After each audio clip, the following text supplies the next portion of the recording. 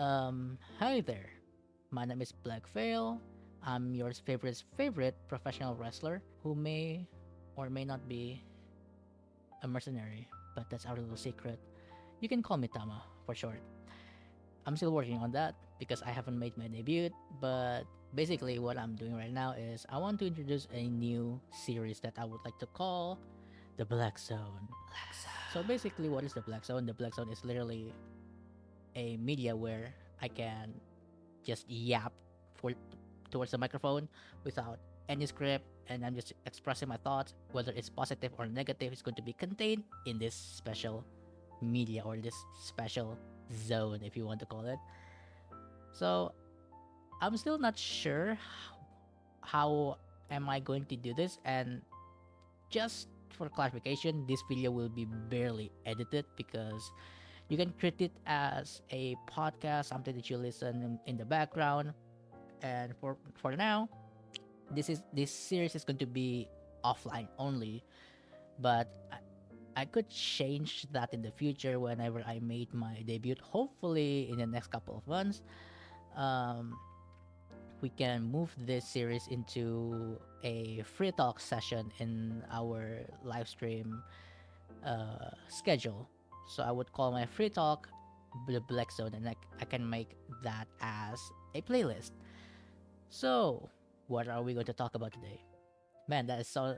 It sounds like Cody Rhodes. I hate that so much. What do you want to talk about? Or maybe we can do something like Adam Cole. Who wants to hear a story time with Adam Cole, baby? And I'm sorry if my voice is kind of low today because I'm still recovering from a sore throat, and I don't know why I'm doing this. And also, this is after sahur. It's like 6 a.m. in the morning, and I think it would be very nice if I give you guys a timestamp when I record this. So the timestamp for today is 19th of March 2026. So what are we going to talk about? We are going to talk about the new opening for Kamen Rider Zeztz. So as you guys know, I watch Kamen Rider. Of course, I watch Kamen Rider. Like you can clearly see from the channel, I make tokusatsu content. But don't worry, I will make other content regarding professional wrestling because that's part of my character. And we got a new opening. So literally, the first 24 episodes of Zets happened with inside Baku's dream. It was a premonition. It was a vision, if you want to call it. So we got a new opening. What I was not expecting that they grabbed a member of the NCT group. So if you don't know, NCT is a one of the big K-pop boy group, and this group had like, I'm pretty sure the original NCT had like 13 members, and then they kind of got dispersed. Like there's NCT 127, there's NCT Dream, and the members got like dispersed towards those, what do you want to call, subgenre, subgroup. The singer that they brought was Yuta. Subunit, there you go. Yuta Nakamoto. Yuta is Japanese, born in Osaka, Japan, October 26, 1995. He is a singer, dancer, and an actor widely known as a member of the South Korean boy group NCT, specifically under the subunit NCT 127. Okay, so it's good to know that Yuta is actually Japanese. And when I heard this song, I was like, oh my god, they just killed Visions. I love Visions. I love Nacked Veins so much. I love them. And I love that it's being composed by Hiroyuki Sawano, literally the guy who composed songs for Attack on Titan. So I was like, man, I love like I love Visions so much. I I have my own opinions on the visuals for Visions, but for the song itself, man, it is very catchy. I adore the compose, the arrangement. I adore the vocals. I adore Nack Vane's voice. But man, when you see the visual, when you hear the song playback, oh my god, I understand because before I watched the episode, before I watched the opening, Like they released the song like a week prior, but I didn't want to hear the song. And then when I watched the opening in episode 25 and I listened to the song, man, I understand why some people on Twitter was like, dude, they killed Visions in the back alley and left it to rot there under the rain. I was like, that's that's hyperbolic. But then when I heard it, yeah, I can see that. Oh my god. They literally murdered the Visions in cold blood and left it to rot, left it in the cold of the night, wet under the rain, soaked wet. Like, oh my god, it's so sad. It's so sad, but that unfortunately that's what happened. Playback is so good that people forgot about Visions like immediately. And also this is the very first time Kamen Rider have two different openings. The last one we got was in Heisei, and even in Heisei we only got like two. The first one was Blade, the second one was Hibiki. The reason for Hibiki is because there was a change of directors and writers, right? So they had to change the entire theme and tone of Hibiki. So if we take that out, the last time we got a double opening was in Blade. But if we even put Hibiki in the question, that's like, when was Hibiki aired? Kuga Agitori Yuki Fights Blade Hibiki. Wow, Hibiki was 2005. Some people probably was like, Ben, I'm too old for this. And you're probably right. I'm not going to say my own age, but I was a little baby. I was a little baby in 2005. Maybe not a baby, but I was very, very little. So, yeah, 2005, which means it was 21 years ago. God damn. Anyway, let's start this video with me reacting to the opening for the 100th time. I know that this is not my very first time react watching this opening. I've watched it like several times already, but I just want to give you guys the context of what we are dealing with. So, without further ado, let's get straight into it.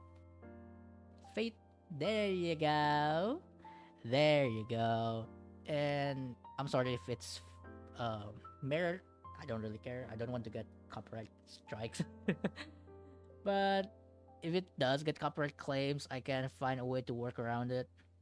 I don't care if the video got copyright claim for the song, but I don't want for the footage to get copyright claim. But without further ado, let's get straight into it, shall we?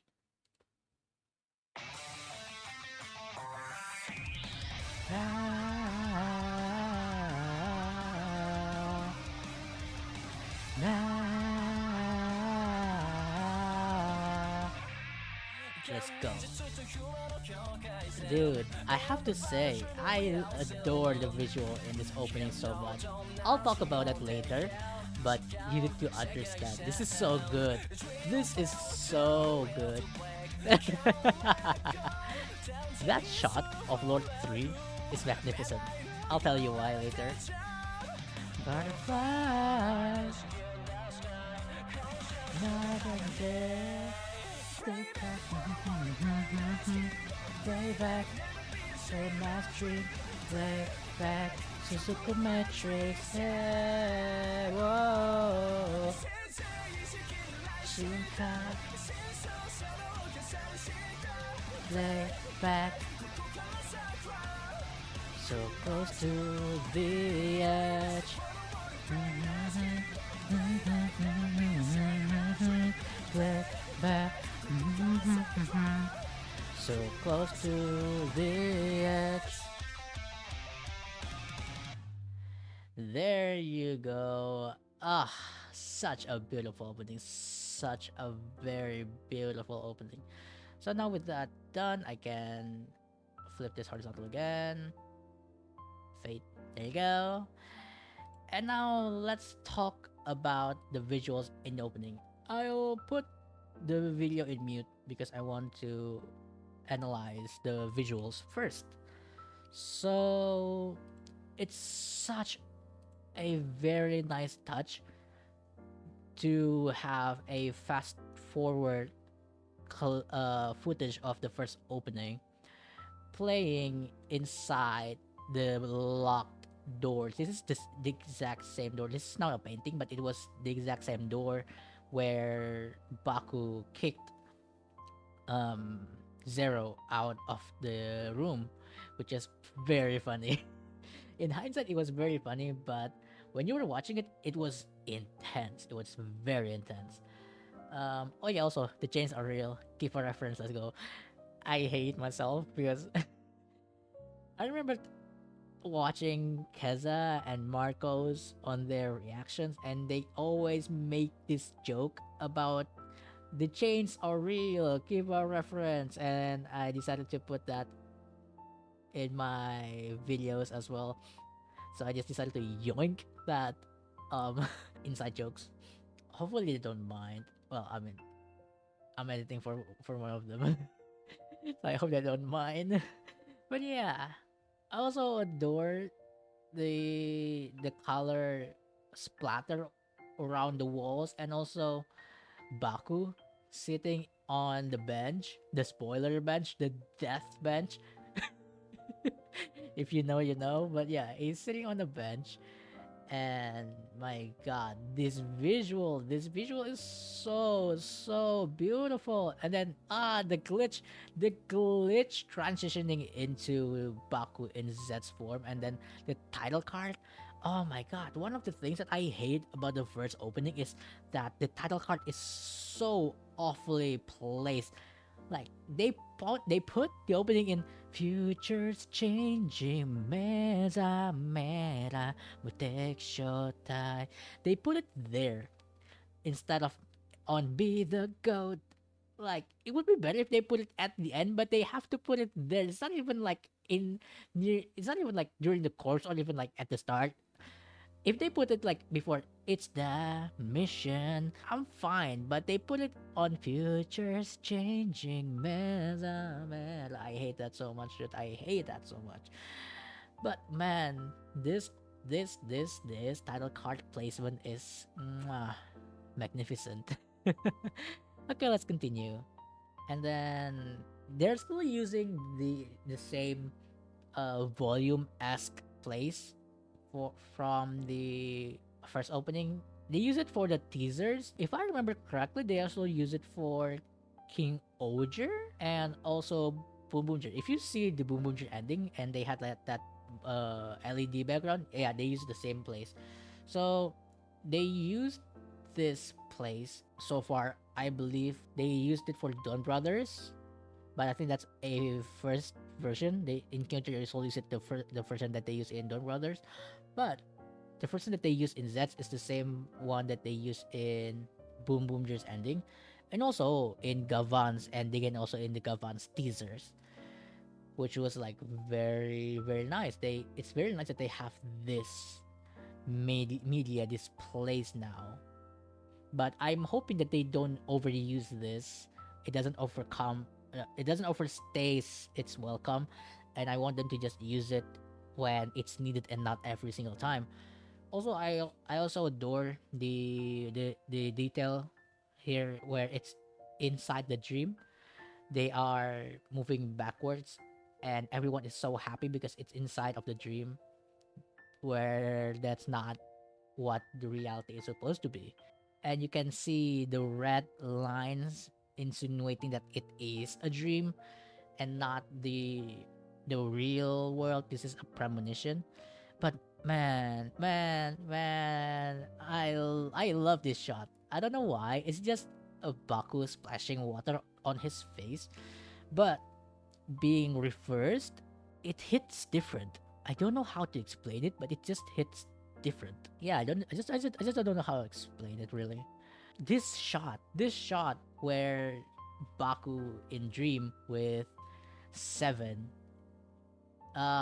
this transition is so gold, man. This is gold.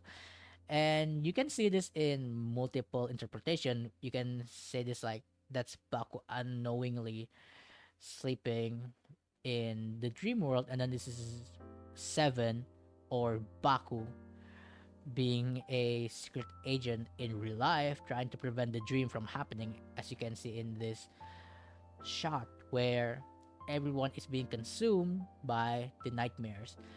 Also, Persona reference. I'm sorry. Every time I see a crosswalk like in the one that you see in Shibuya, I will immediately went, ha, Persona.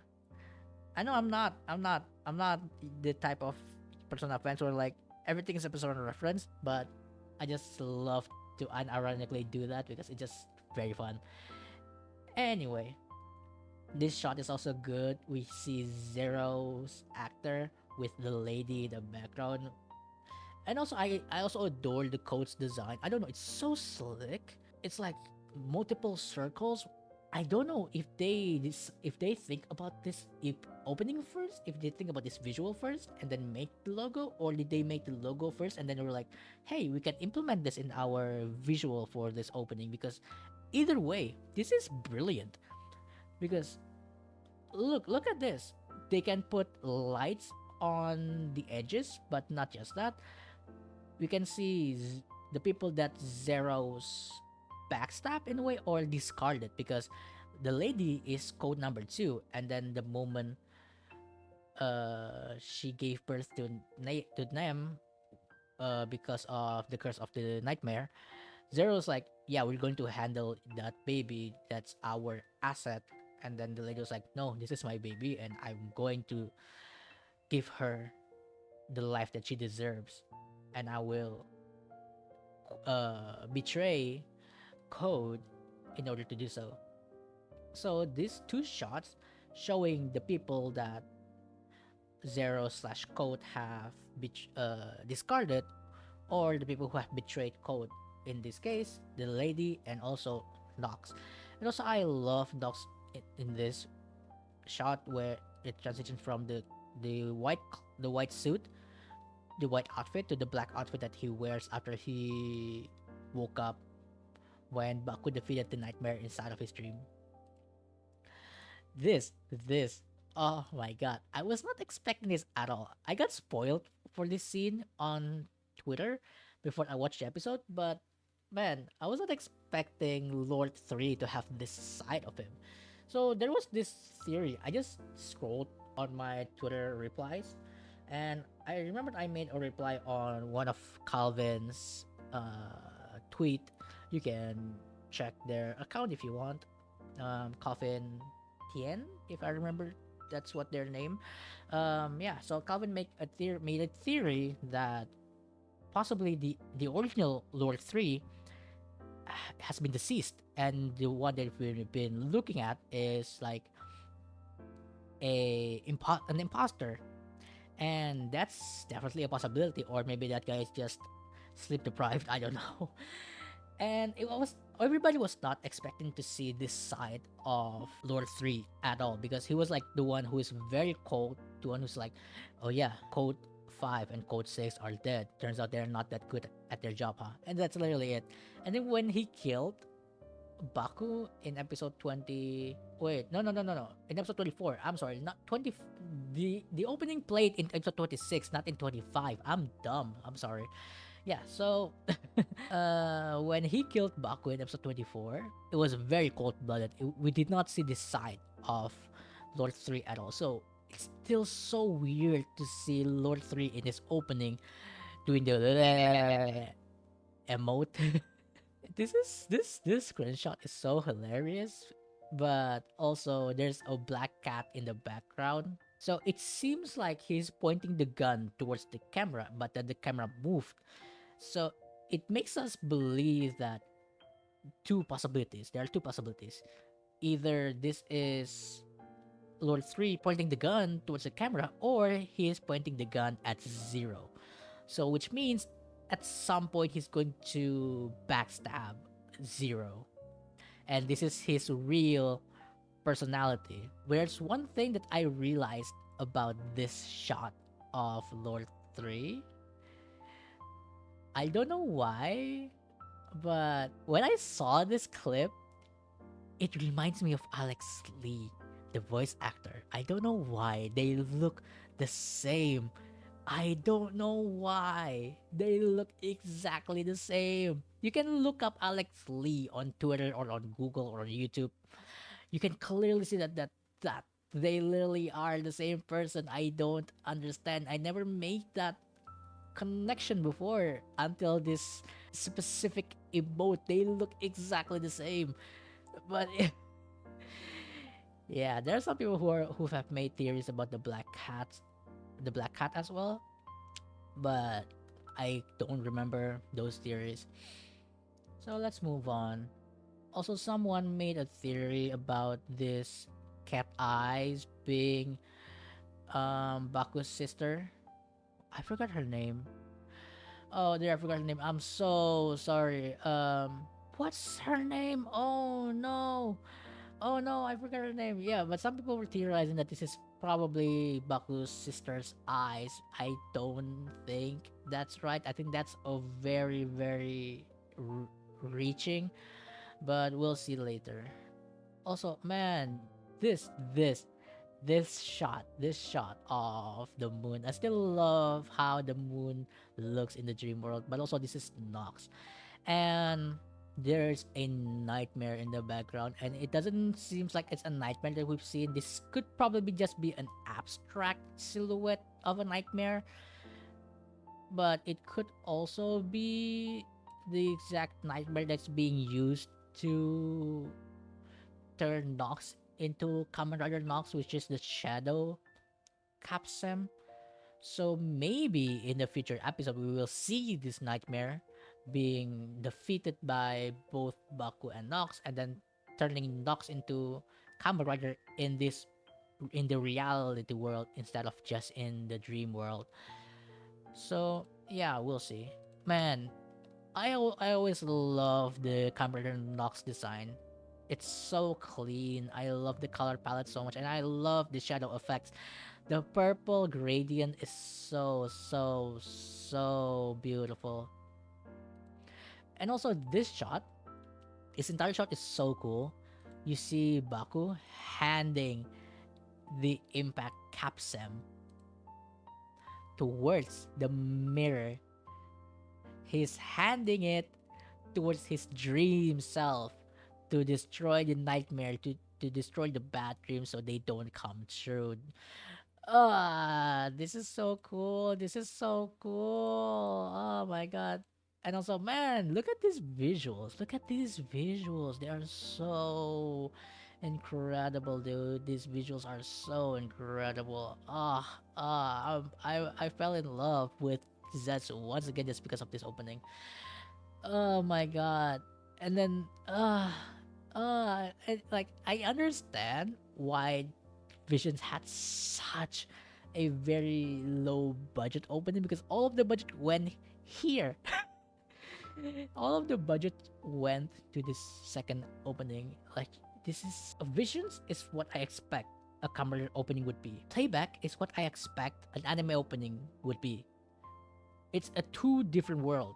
Like, when I say Visions, oh yeah, I mean, I've seen this kind of directory in Gav and Gotchard, even in Geats. So I'm not complaining. But when I watched playbacks, this is not an anime. This is not a commercial opening. This is beyond that. With all of the CGI, this doesn't feel like a Kamen Rider opening at all, and I love that. What I hate is how the hell are they going to top this for the next season? I don't think they can. The reason why I can accept Vision's opening, because in Gap it was very tame. It was like very your typical Kamen Rider opening with occasional choreography, occasional character introduction with fun moments here and there. So like I was getting introduced by Zeztz from the Visions opening, I was like, yeah, cool. But man, I don't think I can go back to rewatch Zeztz with Visions. I think I'm going to skip that opening. I am so sorry for my future self. If you ever want to rewatch Zeztz, you have to skip the opening. I don't think we can watch Visions anymore. Thank God I already made an edit using visions before the new song pops up. But yeah, this whole visual is so cool, and I love how he transitioned from forms to forms. I think he used impact, stream, recovery, and then man, I forgot. He used that form once in the chef episode, the purple one, the one with the scythe, the one where he can go grow big and grow small. But this, oh my god, this visual is so cool, and I also love recovery as a power up. He literally recovered the building from being destroyed. But also this is pretty funny. This is pretty funny. It's like this shot is like, bye, have a good time. It looks like he looks like he's about to drop in a battle royale game. Where it's like Baku is about to drop on Tilted. Or if we go to PUBG, Sunhawk. Does Sunhawk still exist? That's the only place that I remember in PUBG. Oh my god, man. I really need to play Battle Royale games once in a while, but I don't think my friends are into those games anymore. But yeah, that's fair. Also, this shot, from recovery going out of the frame, and then we see a big hand going in the frame in front of the moon, and then big Baku destroying big Shadow Nightmare and then destroying the building as well. It's so beautiful. Also, we get another shot at. I'm pretty sure this is the nightmare inside of Baku. The nightmare that possesses Catastrom. And if I remember correctly, we actually got another form for Zetz's Catastrom. Let me look it up. Yeah, it's still blurry, but you can clearly see that it uses the same capsem as Catastrom, but it has a different look. Maybe I haven't seen a total review for Catastrom. Maybe I'll watch it after this. But it's either they have an extra um item that they can put inside the Catastrom capsem, or they open another layer from the Catastrom capsem in order to get the soundbite for Ordelm. And not gonna lie, this form is gorgeous, man. But we're getting too far ahead. So I think in the future we're going to get another interaction with this nightmare, and this nightmare would give Baku a new power in Ordelm. But man, I missed this when I first watched it, and then when I rewatched it, I realized what I was missing. So this is the logo for Dawn, I believe. If not, this is the logo for the Nightmares. What I believe, I think we can see it here in the preview for the next episode. There you go. Code is not our only enemy, and seek slash Dawn slash Tachibana-san. Character Garen, or that enemy from King Ojo, I forgot his name. He has been sleeping for 1,000 years, if I remember. That's the lore, and he lives in this prison of nightmares. So literally everything up here in these cages, they are nightmares of dreams. So literally this is our third faction. So nightmares are not being made by the lady. They just exist. The lady just uses the nightmare for her own benefit, but she did not create them. She only created the medium for, which is the garden in her place for, from Nem's subconscious. But that doesn't mean that she created the entire thing. She has created that space, and nightmare has existed a long time ago until this very day. I still adore how he transformed using the sword, but man, the toy version would suck so bad. I hate a weapon-based toys because they don't look as good as the prop that they use in the series. They look like toys. I hate it so much. Like, like you can clearly see the nightmare. This is that exact place. So these cages will be filled with nightmares, and I think this is the moment where we're going to see a lot of recurring monsters of the week, since we're just going to be fighting Dawn slash Sieg slash Tachibana-san for the next couple of episodes. So we're going to get a lot of jobber nightmares, which are the ones that we've defeated in the past. I think they are blurring his face for now because his identity has not been revealed yet. I think in the next episode or the episode the following week, we're going to see his face in the opening. Because right now they are purposely hiding his face because we were not supposed to know who this person is yet. But man, I love how he's like either holding his ear or holding his collar here. And you can clearly see that he's grinning. Oh, I cannot wait to see his face grinning. Oh my god, man. He could be a phenomenal villain this season. It would be so cool. It would be so cool. Also, this shot where he transitioned.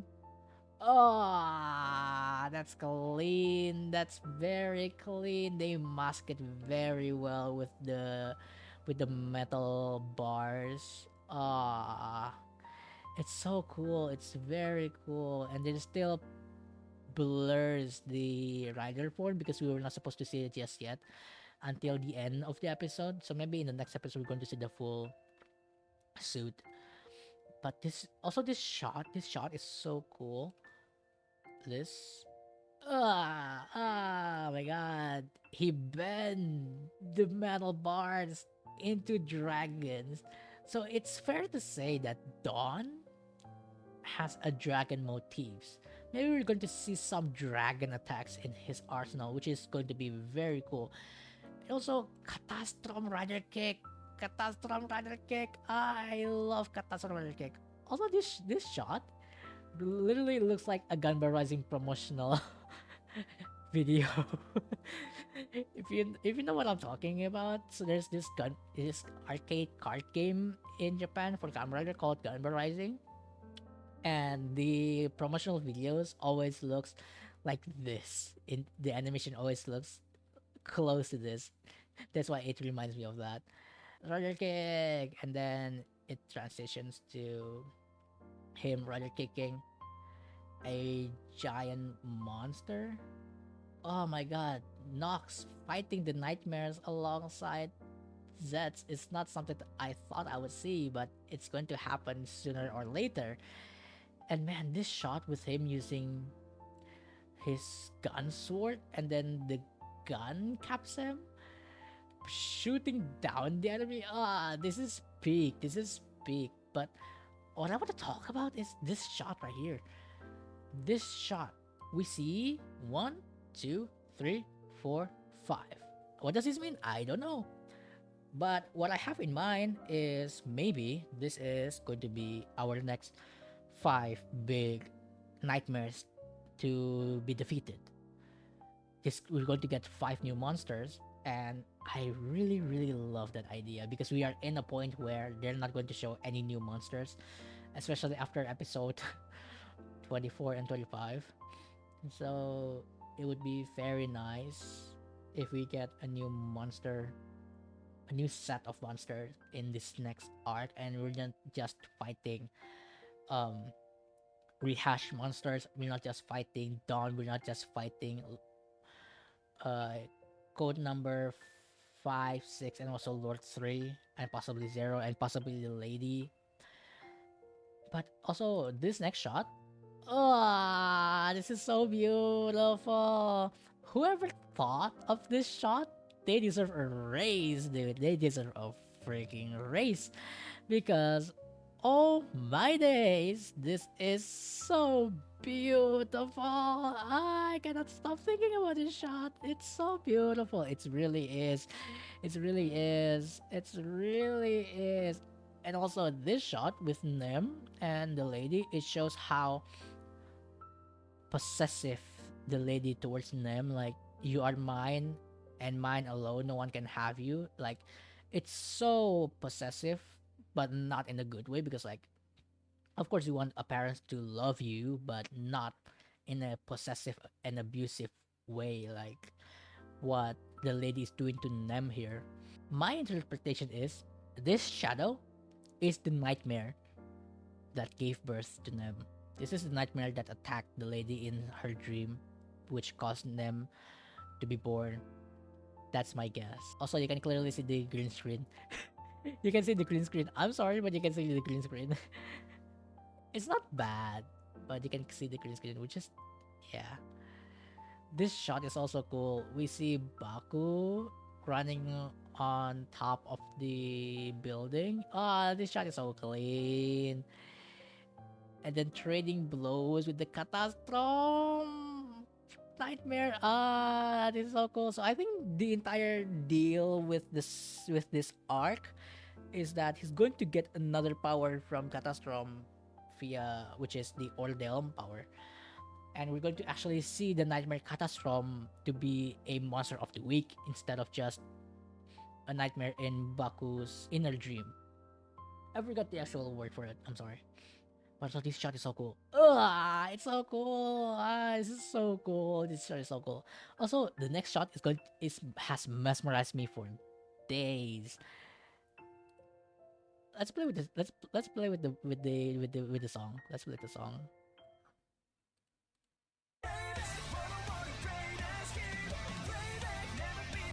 Okay, that's enough. So, why am I so mesmerized with this shot? So, what makes me mesmerized about this shot is because it changed close every a couple seconds, and it's so smooth that even though you know it's cut, you cannot tell how it's not look like it's being cut. So, as a video editor myself, I kind of understand how they did this, but the way that they did this is not by video editing actually. Nem can just do that. No, I'm kidding. So basically they have this rig, like this rail for the camera, and sometimes there are this very special rig where they can pinpoint a specific keyframe. Like if you ever edited a video, you can do like a keyframe where you want object A move from point A to point B, and then you keyframe it, right? And then, so no matter how many times you play back that same scene, it will always start at the same place and ends at the same place because of that keyframe. Same thing is going on here. The camera rig has a feature with the rails where it can keyframe a starting point and an end point. So whenever they reshoot this scene, it will always stay the same. It will have the same distance. It will have the same length, and that's why it's so cool. But what makes it a lot cooler is not just that. This scene has a lot of mirrors, and if you pay attention to the mirrors, they don't change. The mirrors don't change. The only thing that changed in this shot is just Nem's costume. And if you can see, in each frame of the mirrors, they are different clothes of Nem from these different takes. How do they achieve this? Simple. They mask every single mirror in this shot. And I know that is a freaking nightmare. That's why I adore this shot so much. Okay, kudos to Nem for dancing this choreography very smoothly that you cannot see the cut. The cut is so seamless because her dance is that smooth. But man, as a video editor myself, every time I see this shot, It's so beautiful. It's really beautiful. It's very, very beautiful. It's very gorgeous. It's so magnificent because I don't think I can ever do something like this just on my own because oh my god, the time that that they took, the patience that they had to mask every single um mirror in this shot.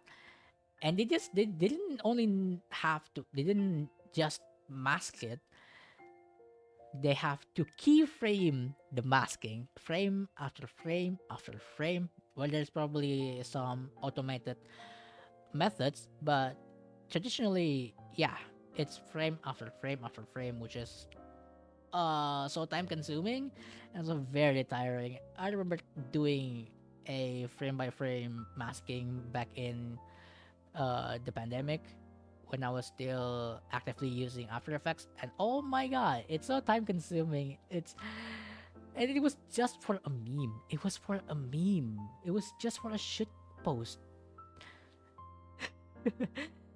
But yeah, I adore this shot so much. Out of all of the shots in the opening, I adore this shot, this entire scene. This shot is I adore this shot so much. I adore this entire scene. I adore this dawn introduction, but I also adore this. This is beautiful. This butterfly shot is beautiful, but also this entire scene with Nem dancing. Oh my god! As a video editor, I love this so much. It every time I watch this, it makes me smile. Like my grin is so wide, I cannot explain it, dude. Okay, let's continue because I've been talking for too long now. I still don't know what this means. Maybe there's still another door that's going to be open for Baku's dream, other than the gun devil from the first episode. Or maybe in order to not make his bad dreams come true, he need to make one dream came true, and that is this door. We'll see. What I wasn't expecting this, these two have this shot going out of this Sawakita global warehouse where it explodes. This is a very weird visual to be put in this opening if it doesn't have any meaning. So maybe, just maybe, this is another premonition, another vision, if you like to call it that. Uh, this is maybe another foreshadow for what's about to happen in the in the future of the series, where they're going to escape an exploding building, an exploding warehouse. I don't know what's going to be the context, but I hope I'm right, and I hope that would look cool. And also, I would love for her to become a Kamen Rider. Please turn her into a rider, please. I know she can kick some ass, and I know that the actor was a Kamen Rider in Kids. So please turn her into a Kamen Rider. Please turn her into, like, I don't know, take Kureha's belt and then turn her into Lord 6. I don't know. This shot is also cool. You see both point of view of Nox and Baku. And also, this is going to be the last bike shot we'll ever see in that.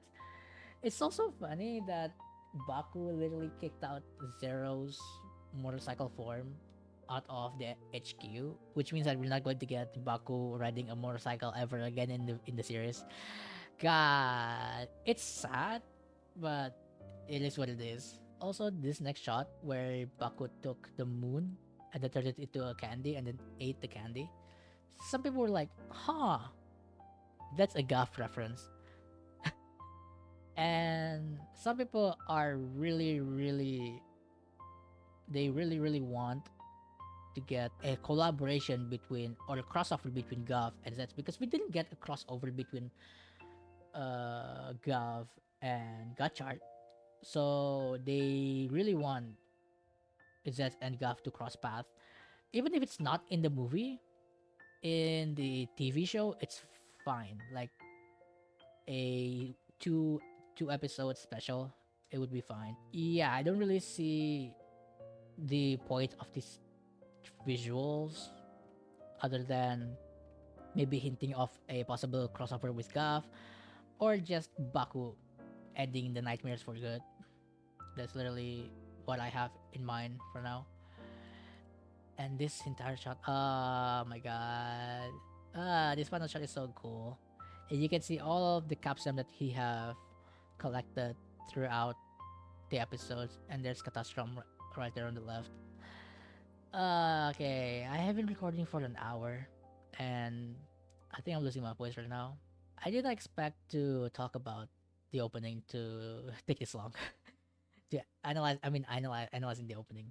But yeah, that's all that I can analyze, I think, based on my prediction of where the series is going to, and also my personal favorite, uh, like, favorite shots, favorite scenes, and also explaining how this shot works behind the scene. I love to do that. But yeah, I think that's all for me. Thank you so much for listening to this edition of the Black Zone. And hopefully this entertains you guys. Hopefully we can do this more frequently. And hopefully we can turn this into a live streaming session instead of just me speaking into the microphone and with a PNG tuber instead of my VTuber model. I'll reveal the model very soon after I finish the lore video, which I don't know how long it's going to take. I still need to finish the storyboard. I haven't started working on them. I really need to do it very soon. But yeah, that's all from me. I forgot my G-code for my outro. Oh no, I'm not cut it yet to become a VTuber. God, no, that sucks. Anyway, that was not a work. That was a shoot. My name is Blackfail. Call me Talma for short. Keep it tight. Peace out. Bye.